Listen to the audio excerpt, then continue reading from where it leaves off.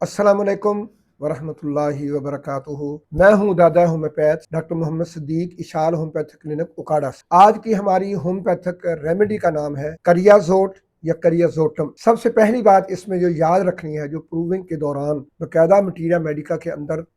कुनिंदा है, वो ये है कि इसकी तमाम रतूबात जितनी भी हैं वो इंतहाई खराशदार और चुभने वाली, जलन पैदा करने वाली और खराश पैदा करने वाली है। वो रतूबात जिस्म के किसी हिस्से से भी निकलें। इसी तरह से इसकी जो करेक्टरिस्टिक सिम्टम है कि इसकी तमाम अलामात की ज्यादती जो होती है या अलामत बढ़ती हैं वो लेटने से बढ़ती है। यही वजह है कि ये बच्चों के बॉल बिस्तरी के लिए टॉप ऑफ द लिस्ट में। वो लेटे हुए पहली ही नींद में पेशाब बिस्तर पर कर दें, बिस्तर गीला कर दें। इसी तरह लेटे हुए नजला जुकाम ज्यादा हो, लेटे हुए उल्टी आने को दिल करे, लेटे हुए खवातीन जो है उनका लिकोरिया बढ़े, उनके मेंसेस के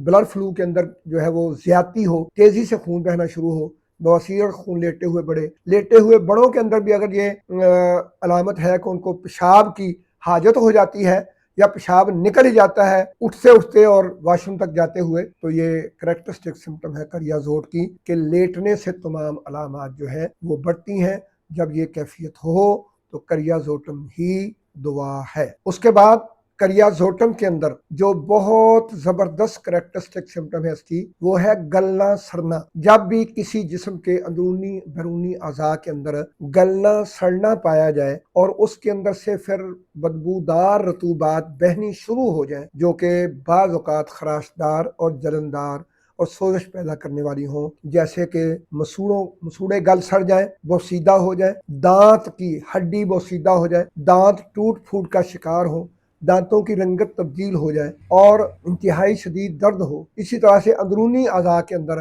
कोई अज़ा जो है वो गल सड़ जाए, मैदे के अंदर ऐसी बदबूदार इन्फेक्शन पैदा हो जाए, अंतड़ियों के अंदर ऐसी सोजिश पैदा हो जाए कि मैदे का जब भी डकार आए बदबूदार आए और जब भी री खारिज हो तो बदबूदार खारिज हो और उसके अंदर कोई रतूबात जो है वो जमा हो जाए और वो गलने सड़ने की वजह से हो और वो चीज़ें जो हैं वो अपने अफ़आल में इंतहाई कमज़ोर हो जाए। इसी तरह से अगर यूट्रस के अंदर कोई गलना सड़ना है और उसके अंदर सोजिश पैदा करने वाला बदबूदार लिकोरिया जो है वो खारिज हो रहा है, मेंसेस के अंदर ये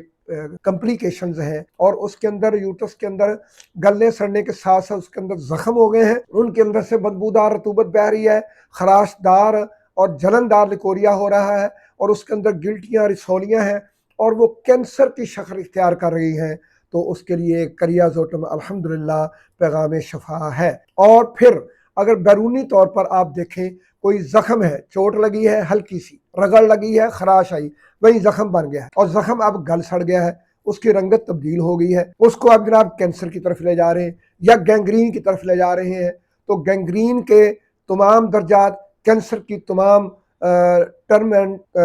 कंडीशंस और उसकी हर किस्म की जितने भी स्टेप्स हैं उन तमाम के लिए, जिसमें गलना सड़ना आए, बदबूदार रतूबत का इखराज हो और वो गैंग्रीन या कैंसर की तरफ रहनुमाई कर रहे हो, तो उसमें करियाजोट को कभी नहीं भूलिएगा। बैरूनी तौर पर इसका लोशन बनाकर इसको डाइल्यूट करके उसके जिस जख्मों को वॉश भी कर सकते हैं आप, और अंदरूनी तौर पर करियाजोट क्यू में दें, बार बार इस्तेमाल करवाएं और फिर 30 में दें, 200 में दें। और जब